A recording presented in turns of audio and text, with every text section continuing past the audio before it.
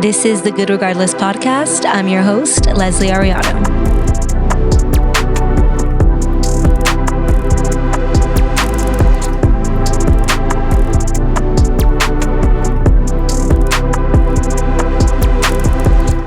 Welcome back, you guys, to another episode of Good Regardless. I am your host, Leslie Ariano, and I have here with me, back at it again with another episode, Richard. Thank you so much. Thank you for coming. You're not going to say anything? I'm back. He's back. You guys, we were having some technical difficulties right now. Like, it took us an hour to start recording, and we were supposed to go watch Dune. We're going to have to cancel. Well, we already canceled. And we're going to watch basically a later showing, which I'm a little concerned about because, y'all, we are a little bit older now. So we have to watch movies a lot earlier because if not, we fall asleep. Like, I remember this one time, it wasn't even that long ago. We went to the movies and it wasn't even like 5 minutes into the movie and Richard was already knocking out. He was like, didn't even try to stay up. He straight up was like, it was still like the credits for the movie were still going on. And he was like, no, I'm not even going to try to fight like this sleep. Because you know how sometimes like when you're in the movie theaters. I tried. No, you did not. I did. No, you did not. You did not try. It was just my schedule was busy. It was like a Friday night after I wake up every single day like at 4:30. And it was Friday night and it was the last day I got up at 4:30 and but you didn't try. I did try. You didn't because it's like 9:30 is like my bedtime. So we tried. My body's used to just knocking out at that time. Yeah, but like I turned around and it was like one of those things where like the intro credits were still going and I was like, I'm not even gonna try to wake him up because usually I'm like, hey, like get up. You did wake me up. Yeah, and then because I said you should have just let me knocked out. I woke up and like. Do you remember anything of that movie? Because I was already starting to dream, and then you woke me up, and I couldn't go back to sleep the same way. I kept dozing in and out. You know, one thing I will say though, like I was thinking about this today when I was on the the treadmill, and I was like, you know what I find really attractive is a guy who isn't lazy and on his grind. And I was literally thinking about you, Rich, because I think that, you know, obviously you wake up super early, like you're on a schedule, you be doing your Muay Thai, like, and maybe I haven't told you about my newfound attractiveness, but I do think that that's very attractive to have like a partner who's like on his grind. Like if I feel like if I were dating someone that was like always at the club or like, you know, like just doing like all kinds of stuff and was like lazy, I would just be so turned off. What about you? What do you think is like, do you agree? Well, I mean, like in terms of me, like, are you saying I'm lazy, huh? No, but this was only recently that you've been on this grind. Yeah. Like, no, definitely you have a fire under your ass. Thanks to God. Thanks to God. Shout out to Jesus, honestly, praise God, because Jesus does give you that like oomph that you need, and it's hard. Like sometimes you get into like a routine of funk, like, you know, you want to go out all the time or you just don't have that like fire really, especially like going through day-to-day life. But seriously, like knowing that you wake up super early, then you go to, you know, teach the kids, and then you go tutoring, and then you go to Muay Thai, and then you do this. I'm like, whoa, like I'm like really attracted to this guy right now. Like I was like on my treadmill and he was like doing his little boxing and like how he was doing the boxing in the other room. And I was looking at him like, damn, like no comment. You're shy. Why? But anywho, yeah. So we are going to be talking about our business today, Batter House. I feel like this is an episode that actually a few people have hit me up asking for because I feel like we've been doing Batter House for a minute now, so I think that we've learned a lot. We've experienced a lot with owning our own business, and we've definitely have some things that we want to share in terms of things that we've learned that I think would be beneficial for other people to know before they start a small business. Yes. But, sorry, I'm going to go back to what you asked me right now about finding, like, busy attractive or hard. I mean, like, there's been times where, like, I feel like you've been working like way harder than I have. Like even when the beginning of Batter House, like I feel like you were doing everything for Batter House, you know, in the beginning, and you were just like so adamant about like just the start was the hardest part. So like getting the LLC, like ordering all the beginning stuff, like the tent, like that was all you basically. Yeah. And of course like that. and I'm not. I haven't always been like that. So it's yeah. I think we bounce off of each other. No, I think we bounce off of each other really well, because there are also times where you're like kind of like on my like my, I guess, my ass to be like, hey yo, like we need to do this, we need to do that, and I'm just like, oh my god, like. So I think that we kind of have picked up when to like push each other, like when we need it. And especially with Batter House, like I do remember when we had kind of decided like, hey, but I will say like, I think that anyone can start a small business, even if you want to do it alone. I think that we've just been very blessed that we do have each other as like, we're a team. Like we do really well together. Like when we put our minds to something, I think that that's been really great for us in our business, is the fact that like we can rely on each other. Like if I can't do something, I'm hitting up Rich. Like a lot of the financial stuff and like taking care of the bills and stuff, like I don't like to do that stuff already. So I feel like that's kind of like his thing, where he's a little bit more on, like the analytical stuff or just like the financial stuff, which is great because I think everybody plays a role. Like I feel like I'm more into like the creative stuff. My dad's into the cooking and Richard's like the logistics. So I think that everybody plays a role, which I feel like has really helped us a lot. Yeah. Yeah. Yeah. I just like looked at him like, but before we get into the Batter House episode, I have like all these things that I want to talk about, but I want to go in with my Ask Less segment because I have 2 questions today. Let me pull them up on my phone. Pulling them up on my phone. Trying to pull them up. Okay. So question number 1. This is a light question. It said, love the podcast. Thank you so much, girly. I'm going to Vegas for my birthday. Any suggestions on what to do? Okay, so going to Vegas, I feel like there is a lot to do out there. So I would check out Area 15. I also saw this really cool new thing that they just opened up. It's called like the Dome or the Sphere. And it's really cool because you can look at like, it's kind of like an immersive type of situation. I've told Richard that I actually want to go check it out, but it's like a dome and it puts you like in space or like in water underneath the ocean, and it really feels like you're there. They also have like robots and stuff. So it just seems super, super cool, and I really want to go check it out. I think the tickets are kind of expensive though, a little bit. It's like $120. But it's something cool to do out there. And plus they also have like a lot of really great food options. Like I know when we went for the Bad Bunny concert, we had dinner at like Catch, and that was really good at the Aria. And there's like that one Mexican restaurant that we used to go. Well, we've gone to a few times, but I don't know what hotel that's in. You remember? Do you know what I'm talking about? Is that other place you're talking about, the Stratosphere? No. No, the Stratosphere is a hotel, but that's where they have the rides that go up and down. But remember I showed you like they just opened up like that dome, and it kind of like pops out like this, and it looks like a circle. Yeah. So yeah, so they just opened that, and then Area 15. We've all gone before. And like side note, you guys, okay, so last time I was in Vegas, there's this ride in front of Area 15 that pretty much goes up and down. It's not scary at all. It's really cool because you can see all of Vegas. And I kind of had a little panic attack right before we were going to go up the ride. So I ended up having to get off the ride. We'll go into that whole debacle later on in a different episode, but it was really actually sad because Richard ended up going up by himself and I was the only one who chickened out. And so he has like a picture, you guys. I'm not even joking. I'm gonna have to post this somewhere here on the video where he's basically like supposed to take a picture with me, and there's like an empty seat. It's so sad, you guys. Like honestly, looking at this picture, he has his hand over the seat like this, and I wasn't there because I chickened out. The worker there made me take that. Honestly, that picture makes me really sad. Everybody was coupled up, and then there was me that was like sat at the bottom, just kind of looking at them go up.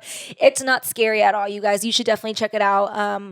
Fun, immersive things to do, and they have different like places that you can kind of go see. So they do have a bar and places to drink, but I think it's cool because you can do other things. Because I feel like with Vegas, it is really easy to kind of overly drink, and like you find yourself like maybe just over consuming alcohol. So I think it's nice to do things that like are activities that you can enjoy without, having to get super drunk. So I'm just going to put that out there. But if you're trying to get drunk, you should go to a pool party. Yeah. Yeah, pool party. But it's also really cold right now, so I don't think anyone's going to pool parties. We've had a lot of pool party experiences for sure. And I really enjoyed going to Vegas with you. I think that even just going out to eat at the restaurants and just being able to go see some of our favorite DJs for sure have been fun. Or going to the casinos. Casinos, yeah. We've tried to play. I like to play blackjack and I like to play roulette. So relay. Yeah. If you're not experienced with it, we definitely recommend to try it. The people usually are really nice, so they'll help you out. Like people on the tables, the more experienced people, they'll tell you what to do at first. So, Yeah. it's not intimidating. Yeah, it's not that bad, huh? Mm-mm. I feel like it's also better than playing slots because it's like at least you're doing something fun, you know? Yeah. So the next question I got asked was how to deal with guilt from feeling unhappy with life when you have so much to be grateful for. So how to deal with guilt when you know that you have a lot to be thankful for.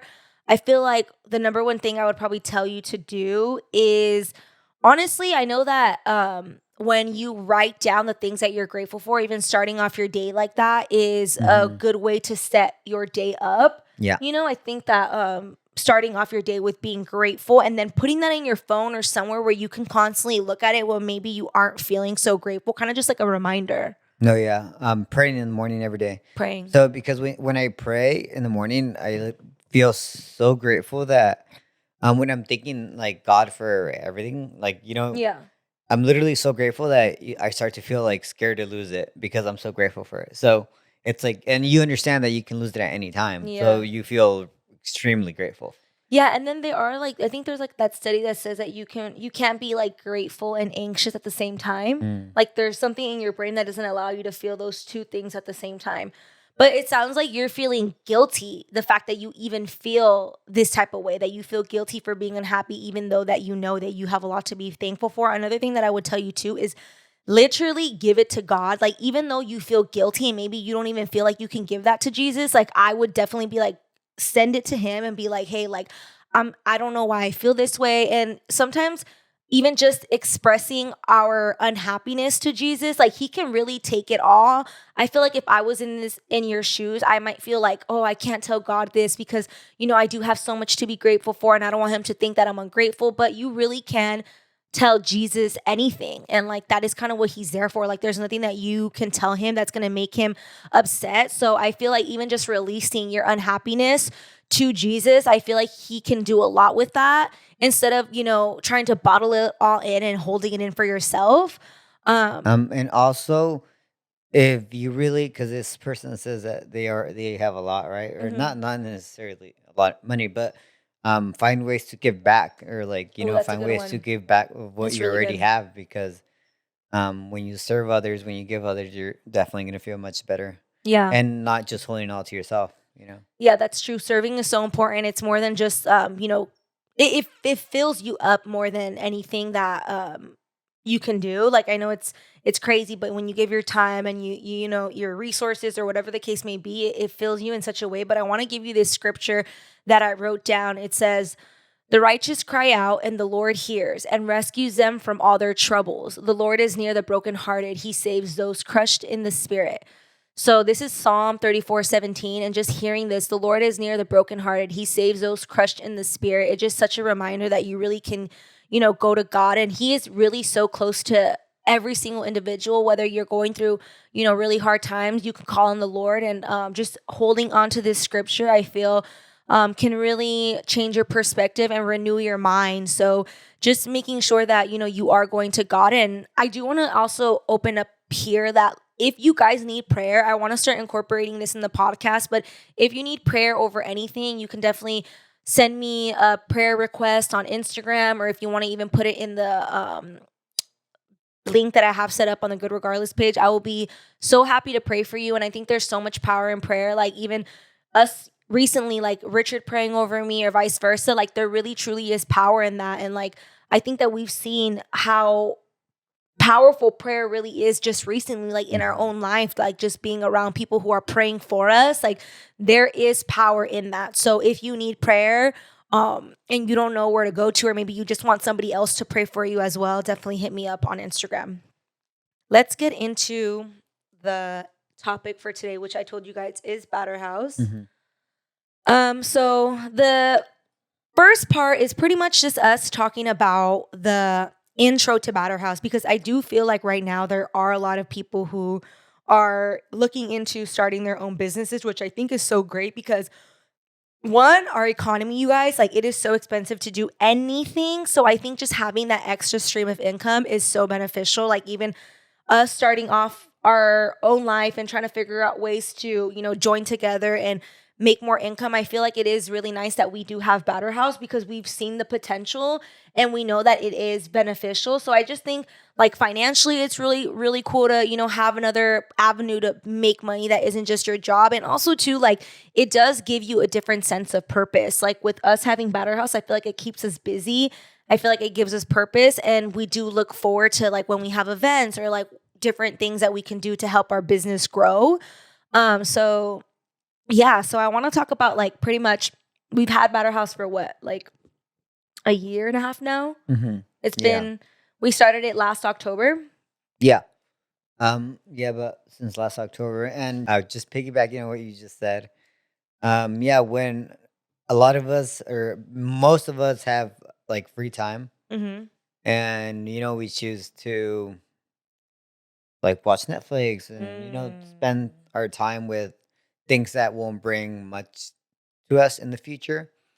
And when you start a business, it's not necessarily going to blossom right away, but you're putting your time into something that's more useful. Yeah. And that can bring fruits to you like in the future. Yeah. And yeah, and I like that you said that because it is like either you're like you said, it's fruit in the future, but I look at it also as like either you're spending money or you're making money. Like I feel like there's always those two things. And I think that even like when we have been really busy with Batter House, like we've noticed that it's been helpful because like we're being more productive. And I feel like it does kind of give us like that sense of purpose. Like when we don't do stuff for Batter House, like we kind of start to feel like pretty guilty, we're just like, damn, like we should be spending our time doing something that is beneficial. Yeah, and it's not always going to work out with like say with Batter House so far. It's been good what we've been doing, but it's not where we want it to be. Yeah. But also because we haven't been giving it our 100%. We are tired from the week. Just like we both worked a lot, so in the weekends we don't want to be putting more work in. And at first you do. It's motivating because you want to do it, but eventually you get tired, and like that's where the discipline comes in. Yeah. And we haven't been as disciplined as we need to be. I feel like we've been. I think after the holidays, it was really hard for. I think during the holidays is when we kind of slowed down, and now we're starting to like obviously want to kick things back up. Right. Especially because it's like springtime, so we do get a lot more inquiries like in the spring and summertime. I feel like usually during winter, everyone's kind of just chilling because it's like holiday season. Yeah, and I feel like. I mean, just like everything is going to be ups and downs, right? But as long as we're going up, it's like a wave. It's like a wave going up. But basically, like the intro is explaining why we started Batter House, the name also, because I think that we were kind of inspired. I feel like both of us, we were going a lot to Shop Small Soiree. And I think that going and Shop Small Soiree and being around that environment, you really do see it's motivating to see people like us, all kinds of people, different ages, men, female, young, old, like whatever the case may be. And there's so many different types of businesses out there. So I think going and just shopping at the Shop Small Soiree really kind of got our like brains, I guess, kind of intrigued. Like, wow, like these people are really out here, starting their own business. And so I actually had seen someone doing mini pancakes before I hired someone to do mini pancakes. And I was like, wow, that's really cool. I really feel like we could do something like that and make it into our own and add our own twist to it. And I remember speaking to you about it and then also like trying to figure out, okay, how are we going to make this concept become a reality? And then we kind of just started like playing around with the idea, like, oh, like, should we do this? Like, should we not do this? And then kind of talking to my dad about it too, which is kind of hard to remember because it has been a quite like while ago, but it didn't really take us, I don't feel like that long to start. It was kind of just like, hey, like we should start our own business. And then we were kind of like, okay. And we came up with the name, which was Batter House. And we were in the car. And then I think the name was kind of like, because we were watching like House of Dragons at that time. So like one of the things, like when you come up with names, I feel like it's always good to like put out all the names, like even the really, really bad names that you don't like. It's good to also write them down on paper because then you can kind of move names around. And I think that's always the hardest part about coming up with like a business or like a brand is you want the name to feel like, okay, this is like the name. Like I want like to be proud of it. So I remember we were in the car and I was like, this is the name, Batter House. I was like, I really like that. Do you remember? No. You don't remember? No. You don't remember? No, but LOL. yeah, You but the beginning of a business, I feel like that it seems like a lot because it is a lot like thinking of the names, thinking we're gonna get this, thinking we're gonna get that. But it was just like one thing at a time. Yeah. It's like we thought about, or you thought about the name. She brainstormed everything in the beginning.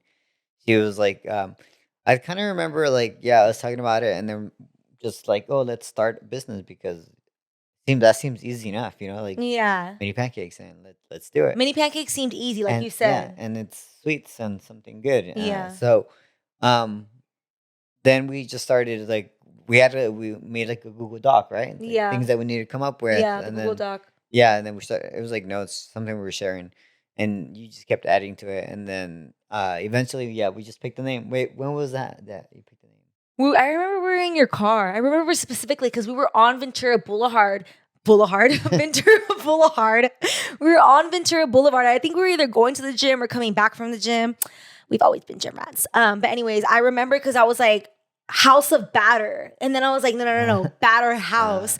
Because the one thing like Rich said, I think that it's really good that you don't have to start super big to start a business. That's the one thing that's super beneficial about starting a small business. That's that you can really start small and evolve. And I think for us, Batter House, the name was really good for us at the time because we even thought like, okay, this is where it's going to start, mini pancakes. It seems easy enough. Like it doesn't seem like it's going to take us that much, to start this business.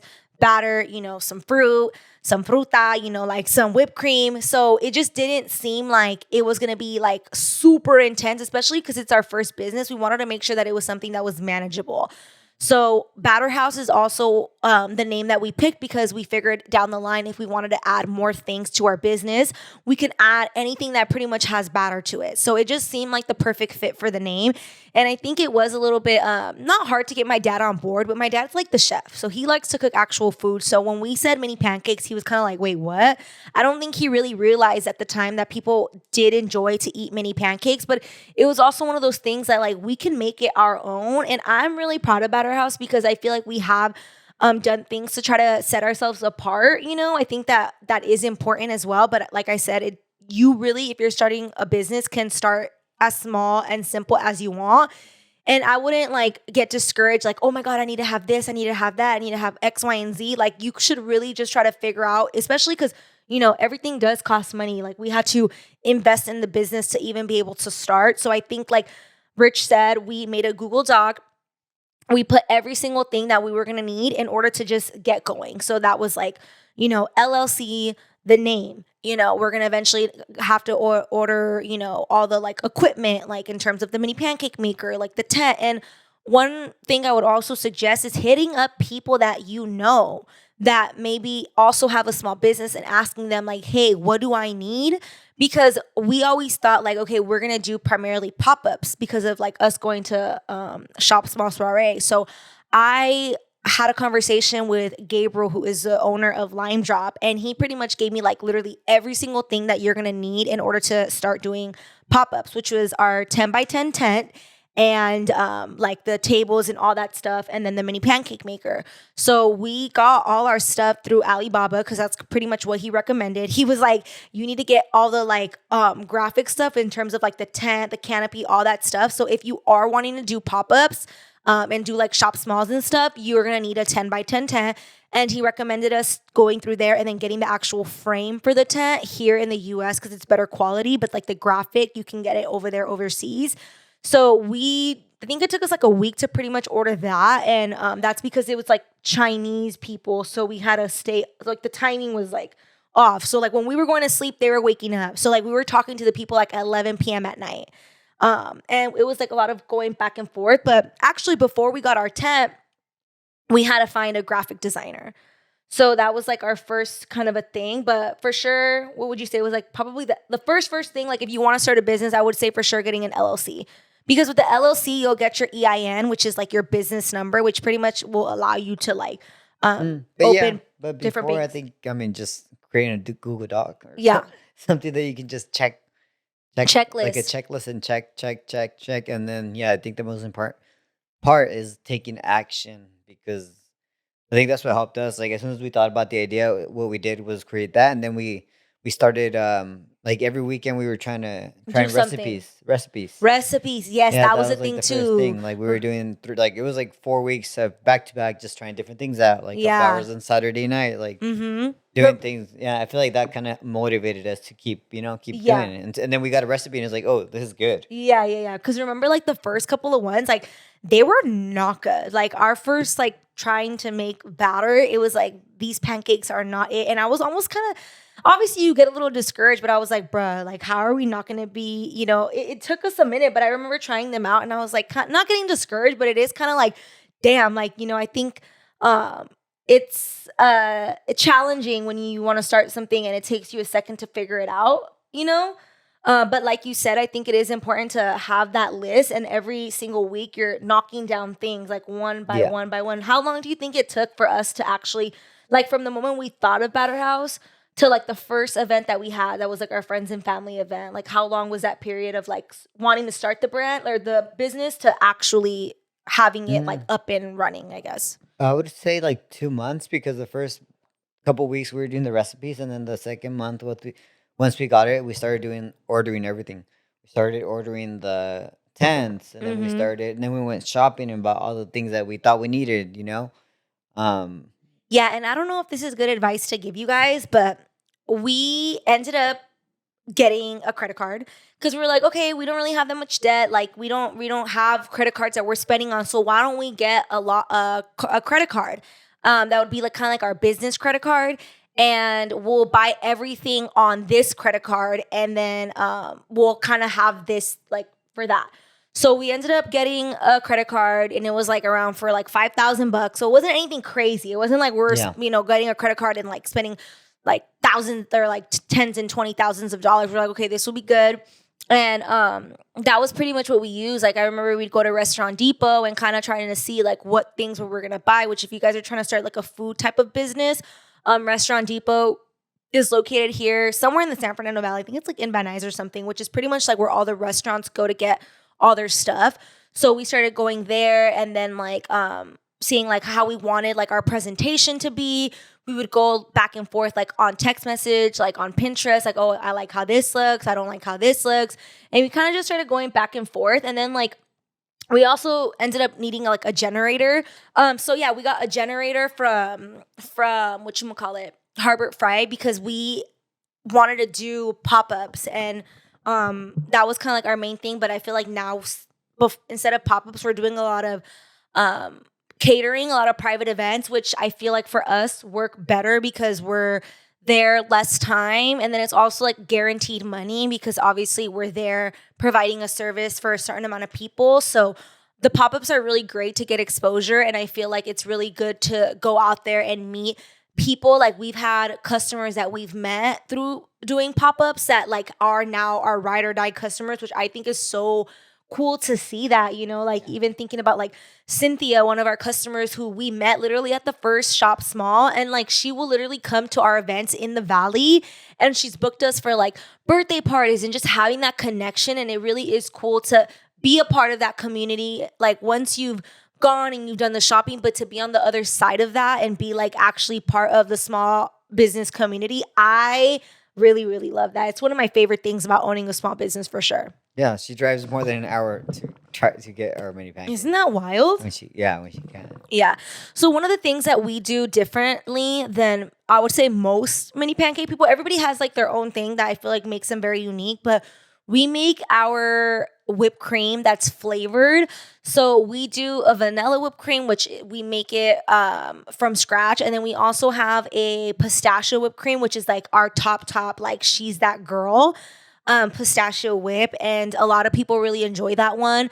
What else? We have like our chocolate whipped cream. And then we are trying to also incorporate more flavors of whipped cream. So I think that also is something that sets us apart. So if you're looking to start your business, I think, it's good to find inspiration because obviously there's no need to have like the competition aspect of it. I feel like there is collaboration. They always say like collaboration over competition. Going to see like maybe someone that you are inspired by like their business and seeing, oh wow, that's so awesome, and then trying to add your own twist to it, I feel like it's also really like beneficial. Yeah. No, yeah, I think it's good to model after something that's already doing a good job, something that's already successful, and then make it your own way. Yeah. Yeah, there's enough, like there's enough room for everyone. Yeah. Yeah.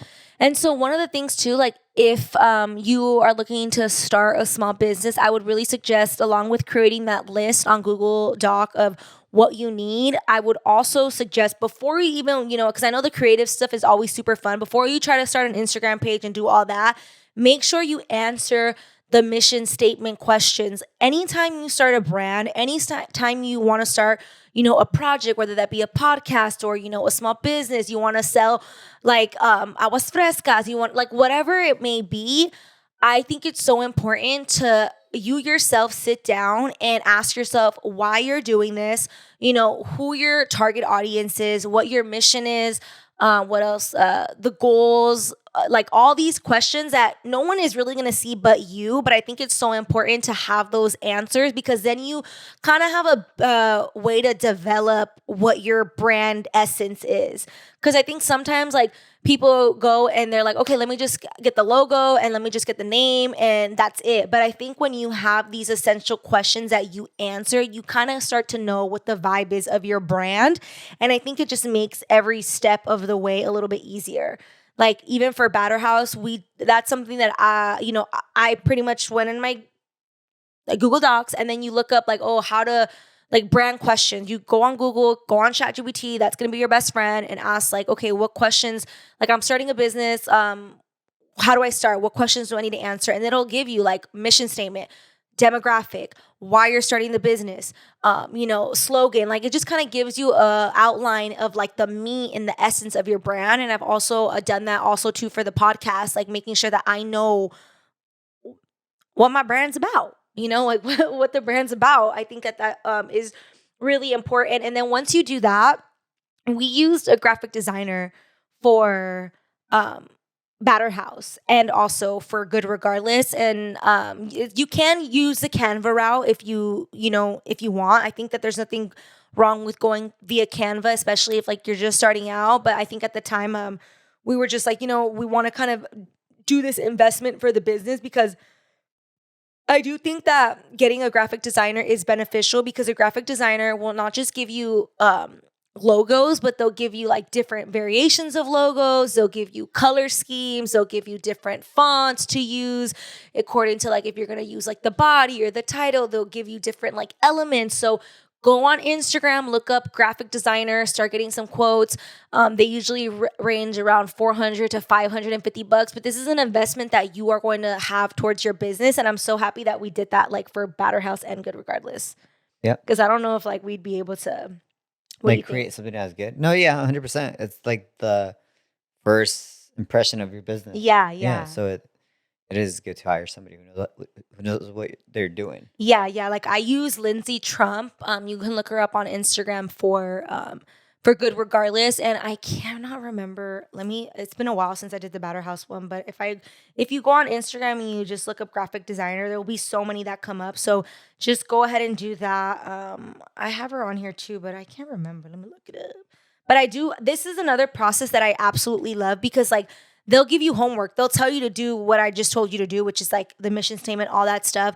Then pretty much what you do is like, they'll tell you, okay, go on Pinterest and create like a mood board. What colors do you like? What's the vibe of like the fonts? Put some photos in there. And then you go back and forth and have meetings with the graphic designers. Oh, I like this route. I don't like how this is going. Let me mix this up. So I love working like with graphic designers, because I think that, it's kind of like that creative juice going back and forth. And then you really start to see your vision come to life when it comes to your brand. So that would be like, I feel like the first couple of steps is like really kind of like developing the brand. Like Richard said, but I would kind of like kind of have to disagree with you with that. Like I feel like that's something that you already know that it's gonna be done, and you're good about establishing a brand and like knowing. Yeah. But I feel like sometimes you can just start with like what your idea of what you want to do. Like your logo. We could have done like the pancakes without like doing all this stuff. Like prior. graphic designer? Yeah, before that. Like I think we could have just started a Batter House and started serving pancakes,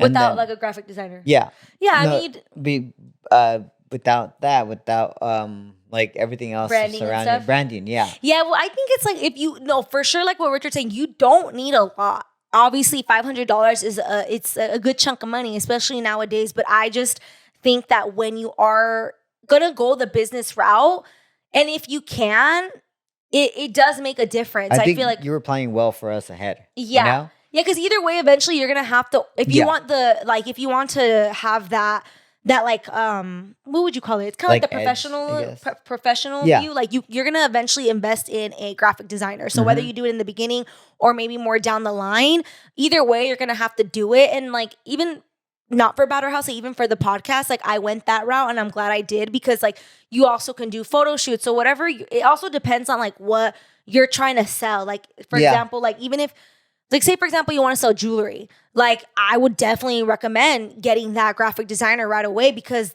the name of your like your brand, like, and then you want to plan photo shoots and you want to incorporate the name, so it all kind of like comes together. And I also feel like you said, like I kind of have like that little creative edge, kind of like that's kind of like where my mind goes in terms of like social media, in terms of like image, like it kind of goes that route. So I think that that's why I've done yeah. But like I have friends that have wanted to start businesses and I don't like, I tell them I think like if you can get a graphic designer, but I wouldn't say if you don't get that, don't start your business. Like don't let that stop you. Yeah, say you're like trying to start like a barbacoa shop pop up or something. You probably don't need the best logo in the beginning. You know, if your barbacoa tastes good, then it's gonna attract people.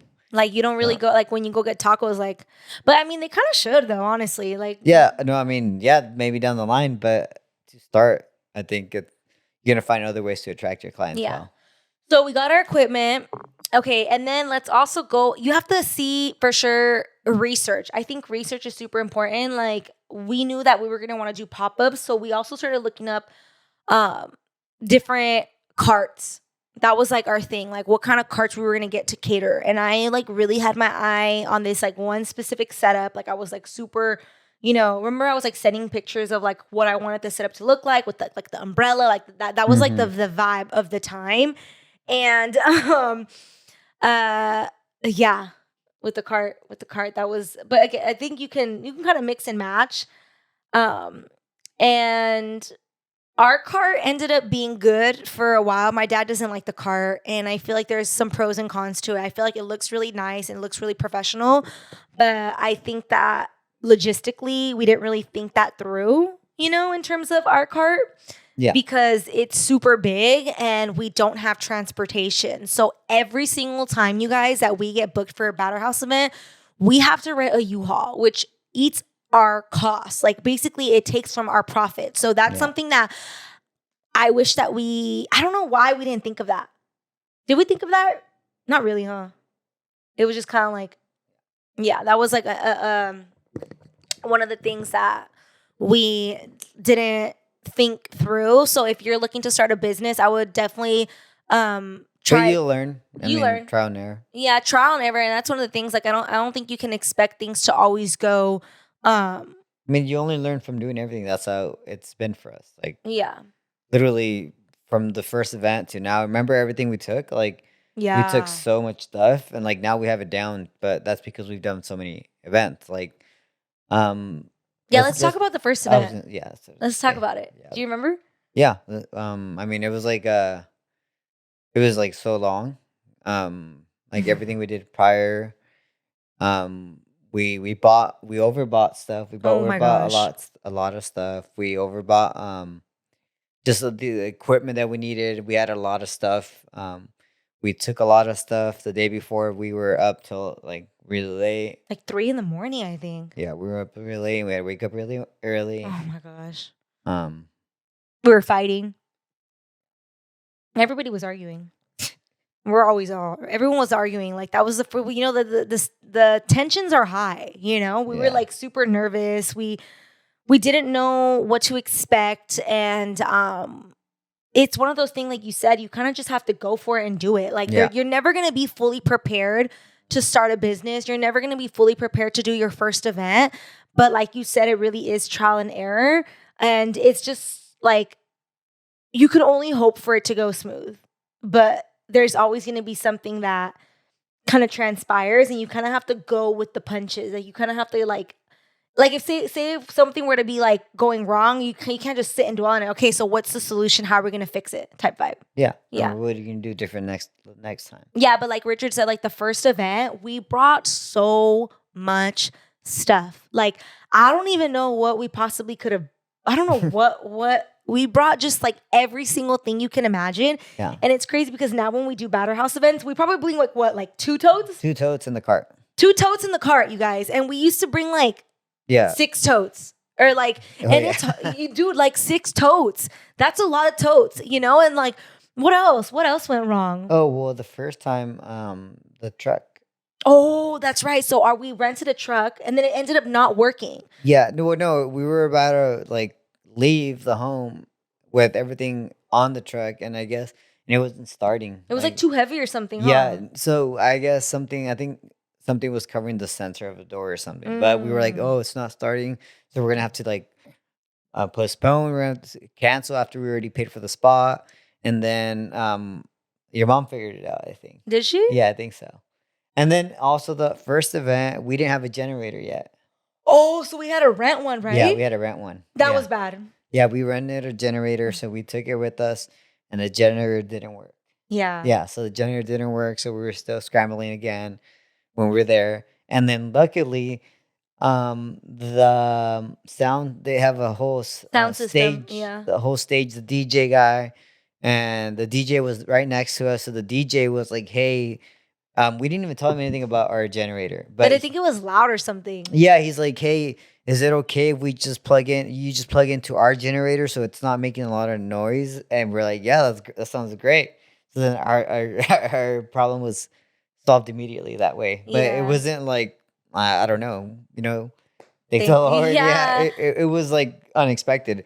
The generator wasn't working, and the people next door told us, hey, you need to plug into ours so it's not as loud, and it ended up working out. And that was honestly a really fun event for us because we had so many of our friends and family that came out to support us, and it was just really fun and just rewarding to see everything that we had done, like in terms of the start of like wanting to just start this business to like ordering everything and having everything to finally be at this point, because we actually had done a friends and family like event at our house where we were just like, let's mock it out, let's do a friends and family, and then we made like batter and we invited all our friends and we wanted them to give us like their opinion, like what do we need to work on. And I think that we did have some critiques. I think they were saying like honest critique. Yeah, that I think what was one of them, like the was it the whipped cream for one of the first one? I think there was someone that was saying that like pancakes weren't fluffy enough. Oh yeah, we got that and it's good to have that. Like at the end of the day, like there's always room for improvement. So I definitely feel like if you are like in the food beverage trial and error and having events with like your family, so that they let you know like, hey, like you should work on this. And I think one of the main things too that I've learned is like being simple. I feel like it's very efficient. Like if you're gonna start a business, like simple route can honestly save you a lot of time, because sometimes it is efficient to not have so many extra things or have like a simple setup, because then you're able to like just up and go. I think that that's one of the things that I've learned from having this business. Like even for example, like right now we do want to do more events, but we are limited to the events that we can do because we can't just pick up our cart and go, because our car is non-foldable. So it's this big ass like 8-foot cart that we need, that we don't have transportation for. So that's a W that we took for sure. Or not W, that's a L, which is a loss.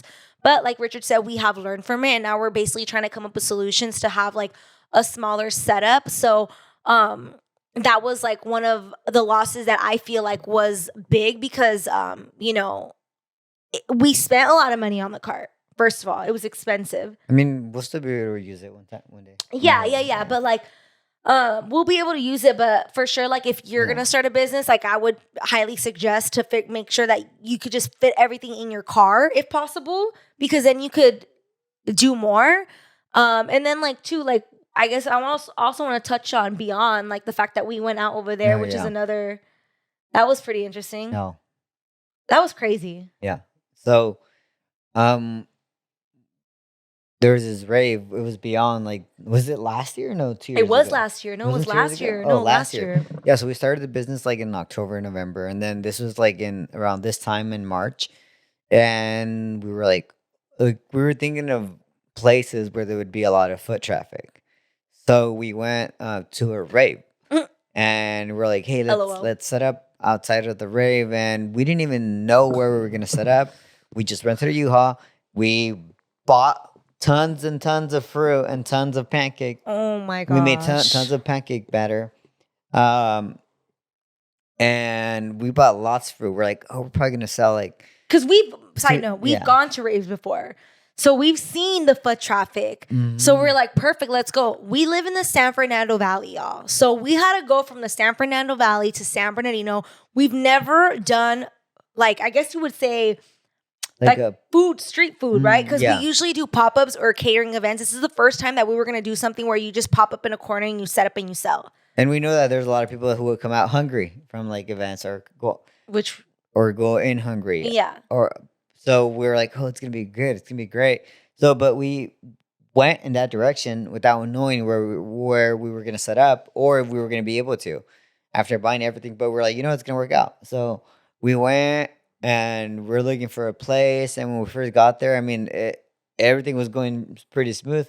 Because it was so cold. Yeah, the first 20 minutes, the first 30 minutes when we arrived in the area, we found a spot. Remember the guy? Yeah. It was like where people pay to park. We're like, hey, we'll pay for the spot, and can we just set up here? It's like, yeah, for sure. You can take up 2 spots. Nice. Yeah, he was take up 2 spots and just pay up for the parking spots. And we're like, okay, for sure, we'll do that. So, and that the same thing. Days prior, we were still like, we were making a lot of batter. We were cutting up stuff that we needed. We were prepping, so it was like a lot of work. But we're like, oh yeah, we're gonna make a lot of money. We're gonna sell over 200 orders or whatnot. Yeah. And when we get there, we start pulling up. We set up, and yeah, you can keep going. So we get up there. We pull up, and like I think that it went okay. But would we go back out there? No, absolutely not. Like we were there. I think we got there like around 6, 7? Like 4. Was it 4? Yeah. I don't remember, but it was 4. Early. It was like 4. Okay, we got there like around 4 or 5 o'clock. Mm-hmm. We didn't come home. We didn't stop serving pancakes till like 2 a.m. because we got home like around 3:30, 4. I think we stopped serving like at 2:30 because I think the last hour was everyone was kind of rushing at the last hour. Yeah, and we did get some like that. That's when we got the most customers. Yeah. The last hour. But so it was like 7 o'clock, and then people were going into the rave. But I kind of figured. I was like, I told you. I remember telling you like I was like, people are not gonna eat before because I don't usually go in hungry. People come out hungry. That's true. So, and I even thought about going later, but then we were not gonna have a spot to like stay. Like sit in. So it's like 7, 8 o'clock, and then we're sitting there, and then people are like passing by, and then I even started giving out samples. That was smart. I started giving out samples, and people were like, "Oh, these are the best pancakes. We'll get some when we come out, whatever." So yeah, that was smart of you. Yeah, but then everyone's just rushing to go in, So then it's like 8 o'clock, and then it's 9 o'clock, and then as time progresses, there's less people coming by, and it starts to get cold. My gosh. Starts to get freezing cold. It was probably, I don't know, like 40s. I don't know. It was so cold, you guys. Cold. And this is like me, Richard, my mother, and my father. Like, shout out to them that came out. And it like, I will say that one of my also favorite things about Batter House is how close we've gotten together as a family, because we do like that event, even though like it was so hard. Like, there's nothing like being with your family and like working together. And like they were out there. My mom's she wasn't even in the rave, and she was like, oh my God. Like it was just like, they were like shook, you guys. Like they were so shook. And by the outfits? By the outfits. Like everyone was really nice. So I think that kind of threw them off. Like they didn't, I don't know if they expected that, because everyone is super nice like before you go in. So I think it was just one of those things that it was definitely like a learning experience. And I feel like once you do stuff like that, when you do something that's so hard, you're kind of just like, oh, there's nothing really that we can't do kind of vibe, It was cold, and like that day before, we were up till late, and we woke up. Well, we actually didn't wake up that early, but We didn't get that much sleep. I remember either. So, oh my God, I was exhausted. so that night we were cold and like tired. Yeah. So I remember we were just like and hungry. sitting like we brought like like a little sweater each, and we were sitting right there like falling asleep, closing our eyes for a little bit, like at 9, 10 to like 11, 12 when people started coming out. Bro, and that's why, you know what? Like, I don't care what the hate that I feel like there's no hate, but I feel like there is like sort of, being a street food vendor is freaking hard. Like, I have such a respect for anybody that goes out there and tries to make money. Like, they're running their own business and they're out there in the cold, rain or shine.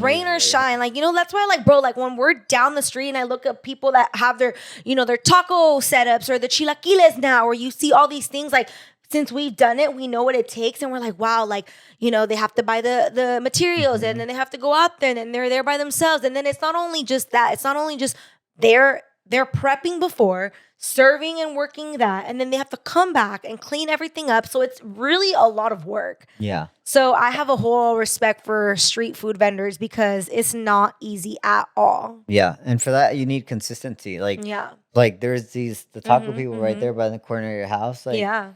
We've seen them maybe like they started like a year and a half ago, and in the beginning they had like a little bit of people, but we've seen them every single day, like even if it rains. Hardworking people. Even if it rains. Hardworking people. They would I remember in the beginning they had like a couple customers, and like now there's a line like each time we go. And literally rain or shine, they're there, and like now you can see the fruit of their work. Yeah. Like, there's a long line. There's a long line. Like, and this is like over in a year and a half. And why do you think that there is starting to be like this shift in people starting their own businesses like this? Because even just in the last year, I feel like we've seen like the chilaquile, like 10 by 10. We've seen people like start opening like burritos. You've seen like corn dogs. So we've been seeing like this expansion of people trying to start their own businesses this route. Because I think people now know that it's possible. Like, it's easier. Now there's other ways to reach people, like social media. Yeah, that's true. Mostly social media. It's also like easier to get all these materials that you need. Yeah, you can go to the restaurant depot. I mean, that's probably always... And like you said with the social media, like I will say too, like me and Richard, like one of the things that we've also noticed too is like social media is such a really big crucial part to any business, like especially like if you're starting a small business and you're selling jewelry or you're selling food or you want to start bartending, whatever the case may be. Like any time that we focus on social media, which is like, okay, we're gonna have a content day, we're gonna do like 5-6 different reels, like we notice like anytime that we push that, you get business inquiries. Like when we start posting on social media, we get people hitting up our DMs, and I feel like that's like our best advertising for our industry in terms of like mini pancake catering, dessert catering, because you're able to see the pancake, you're able to be like, oh, should I have this at my event or not? So I also think like incorporating social media into your business is the strategy of it, right? So like when you are deciding, okay, I want to start doing my business, try to come up with like different strategies that you're gonna have for your social media. Like, okay, maybe once, I think what we were trying to attempt to do is like every other week or once a month, we were going to have social media days. Obviously, sometimes it happens, sometimes it doesn't. I mean, obviously it should be happening, but I think like also incorporating that into trying to get clients, and then also word of mouth is also really, really beneficial too. Like a lot of our Batter House events do come from Richard. It helps that he works out of school. So I feel like I say like, what do you think? Like percentage wise? Like 60% of all of our business comes through you? I think 60%. Because like even think about the last businesses that we've had, they've always been like people that or like that person knows or whatever. Like it does help that Richard, a lot of our events are like birthday parties. So that helps us a lot. And yeah, so I would say those were like our L's. The transportation, us not maybe thinking of it, but they turned into lessons because now we're trying to come up with solutions for that. Beyond.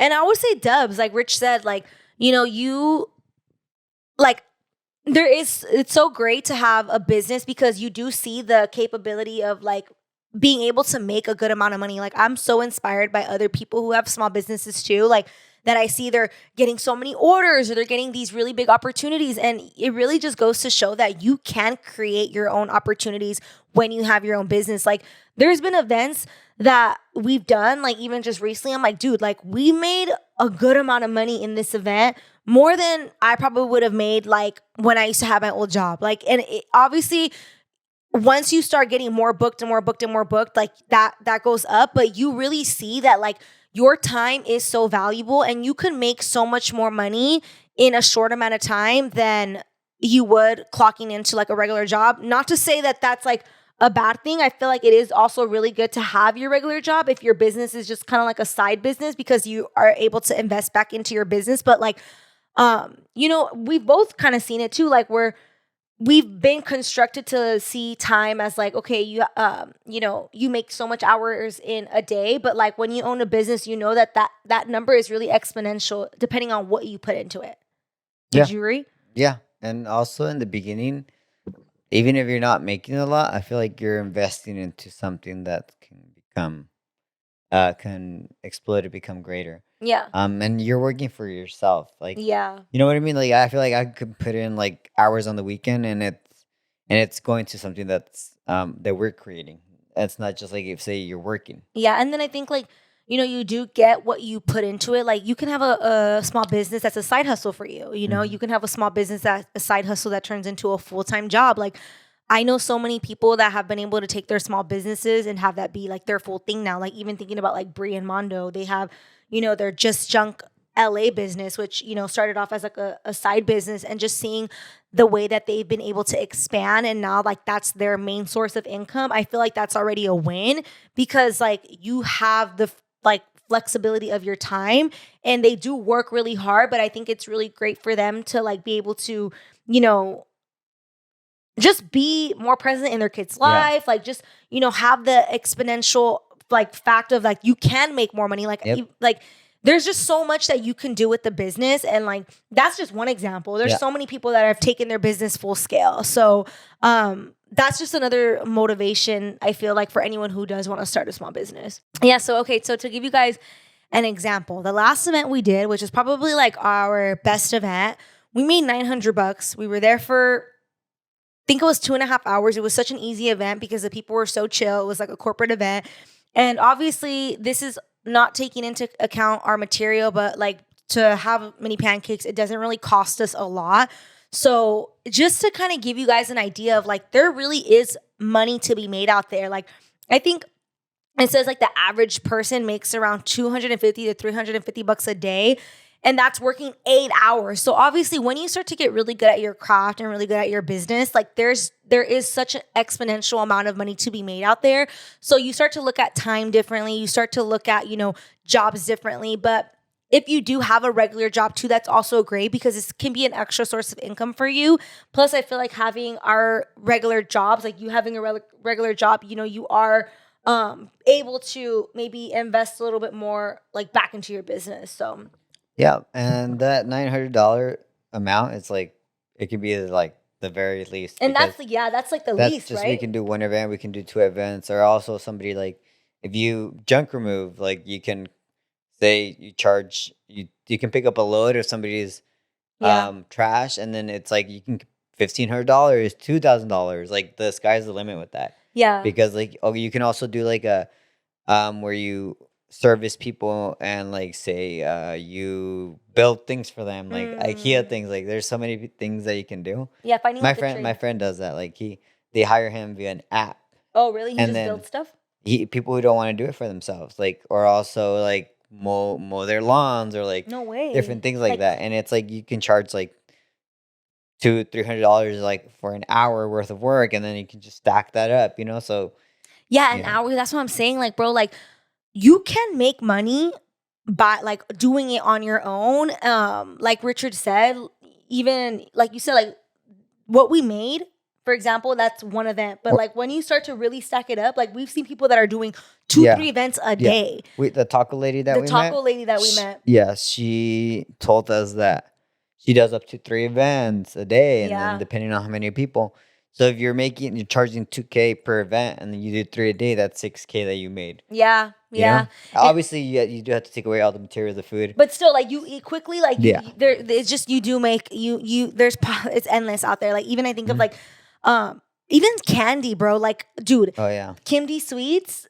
Yeah, if you can do something that you can sell without having to invest your time, like say have to be there for 2 hours. Yeah, like we sell like it's a service too because we're there, but like even selling a product, like her TikTok is so popping, and like she literally, it's so inspiring to see. If you go on Instagram, look up Kim D Sweets. She has bags and bags and bags, like from TikTok videos that have gotten like millions of views, you guys, like millions of views, and she is selling candy like Willy Wonka, okay? Like, she's selling so much candy, and like, bro, who would have thought? You know what I'm saying? And it's just really believing in what you sell and taking it to the next level. And bro, like, just the fact that, you know, you can be your own boss and make your own money, like selling candy, like that's so empowering to see. Like, I think of also too, like Casablanca and Co. These girls that are amazing women, entrepreneurs, selling their jewelry, doing photo shoots, you know, going out there and you know, just like creating opportunities for themselves. You really do see that. So I definitely feel like if you have an interest to start a small business, going to Shop Small and seeing like, wow, what can I possibly sell? Like, I've always, what do I like to do? What do I like to do? Yeah, like I think Mini Pancakes and our food catering business is really great for us because I think it's like a family effort. You know, we have my dad that helps make all the batter. Then we have Rich that's also making batter, and like we all kind of do it together. But like down the line, like you can really do all kinds of things. Like I have like so many different. I would love to start a jewelry company. Like seeing people, clothing companies. Like there's just so many things that you can do.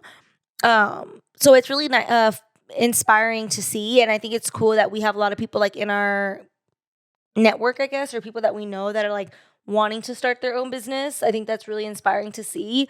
And I also think that now we enjoy doing our Batter House events. Like when we do our events, we've done a lot of them just Richard and I together. So usually I'll be on the grill and Richard will be on toppings. And when we're busy, like we do get that rush because people are just coming and coming and coming, like when we do events. And I think we've both kind of talked about how like it kind of gives us nostalgia because it reminds us of like when we used to work at In-N-Out and how like it's just kind of one of those things where you go and you can kind of turn off your mind for a second and you're just like there, just like working, flipping the pancakes. You're like doing the topping. So it's kind of like a nice stress reliever for that second, like that 2 hours that we're there just serving. Yeah. 100%. And I feel like because we worked at In-N-Out, we're able to have like that system, you know, and that which they really apply there.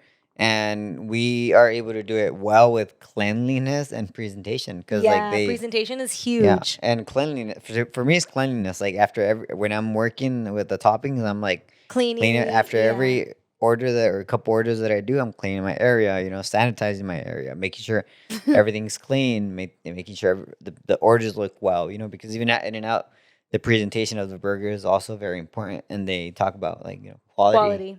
And it's like when you look at your burger and it doesn't look good, it's not the same, you know? Yeah, like there's places that we go where like, oh, the quality's not good at this In-N-Out, and that is because we worked at In-N-Out for like, I would say like maybe like 5 years. I worked there for about like 4 or 5 years, and I tell everyone In-N-Out is such a great place to work, especially like my younger brother. I'm always like, you should apply In-N-Out because they just have everything down to a science. Like they have systems that they do. So like you have like level 1, level 2, level 3. And I really feel like they do such a brilliant job at the way that they've organized their business because it really is a system, and you can go to any In-N-Out and they have the same system. Like, and I also think that's something really good for companies to have. Like there's always that next level up. So like, for example, like when you go into In-N-Out, you're a level 1, you can go all the way up to level, I think 7. It's like 7 or 8. Is 8 a level? 7? Level 7. Level 7, yeah. And so pretty much every single level you go up, you get a raise, but you also learn a new thing. So like level 1, you're taking orders. Level 2, it's like, what is level 2? Drive outside, right? Like where you take orders outside? Yeah, well, no, level 2 is taking orders. Level 1's counter handout and the dining room. That's right. And then level 3 is corner, which is like handing out the food. Level 4 is French fries. that's where I met Rich. He was working level 4. And level 5 is dressing burgers. Level 6 is cooking burgers. And then like, I just think that they really do have such a good system, which is why I feel like they're so good at doing what they do. Like even when they're busy, everybody knows what they're supposed to do. And like I worked at places, you guys, that have absolutely no system at all. It's so chaotic. It's horrible to work at. So like I always revert back to like In-N-Out, because you're just like, it was, even though like you're there, you're flipping burgers, like it's one of those places that it's so fun to work, because when you leave, like you ain't gotta take no drama with you. Like everything is just left at In-N-Out. You turn off your mind. You're getting snowed on fries. Like that's like another, like the lingo too. Like if, you know, I'm always like telling Rich, I'm like, oh, you're getting snowed on toppings. Like if I have like boats that are ready for him to like put pancakes on. So just the experience that we had at In-N-Out, like you never know what you're currently doing and how that's gonna affect you in the future at whatever you choose to do job wise. So like I always say, like no matter where you're at, you should always do it 110%. Like whether that be you're a janitor or, you know, working at freaking McDonald's or working at In-N-Out, like always do it with 110%, because you don't know how that experience is gonna help you down the line. So I definitely feel like our experience at In-N-Out really helped us with Batter House for sure. Like now, like it really does bring that nostalgia. Like I love when we get to do events together, because it makes me think of when we used to work fries together, and then I get emotional because now it's much easier too. The events, like I think we got it down. Yeah, you know, it's just now second nature. You need to do more Instagram, or just ads and everything, so we can move and get the cart. So yeah, the cart, because you guys, like that big cart we have, imagine like every single time we get an event, we have to rent a U-Haul, and then we have to push the cart on the freaking on the U-Haul, which is so heavy. Shout out to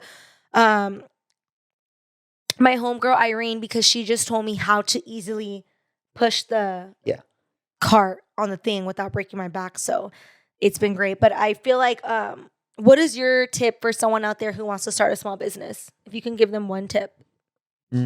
Just start and then be consistent with it. Like I feel like we started, but we just need to be more consistent with it, you know? Yeah. But just the action of doing what you're supposed to do is gonna teach you lessons. You're gonna learn things about your business as you go. The more you do it, like not just like thinking about what the plans are. Like you have to actually do it, and then once you do an event or once you set up a pop up, you're gonna see, okay, so this time this went wrong.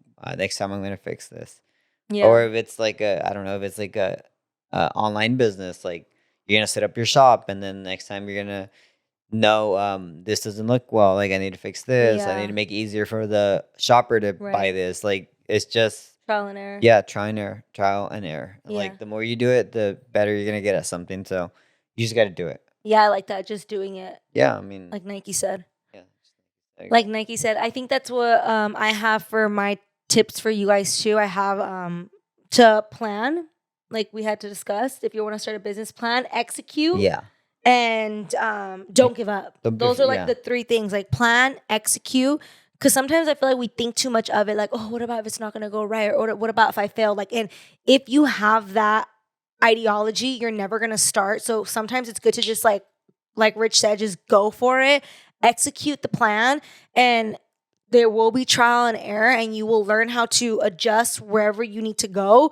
But just don't think too much about it. Just if you want to start a business, make a plan and just do it, and just execute the plan. And just know that like nobody starts a business and is super profitable the first freaking week. Like it takes time. So just continue to do that, and don't give up. Don't give up on your business. We're wrapping up. So well, and the last thing is like I think you have to be do everything well, you know, because that's something I've learned from you, is that you gotta do everything like in terms of the presentation. You're really about like everything needs to look good, and I'm like really focused on the cleanliness. Like I think everything needs to be clean. Yeah. So making sure that everything is done well, proper, and the best of your abilities. Yeah, that's good.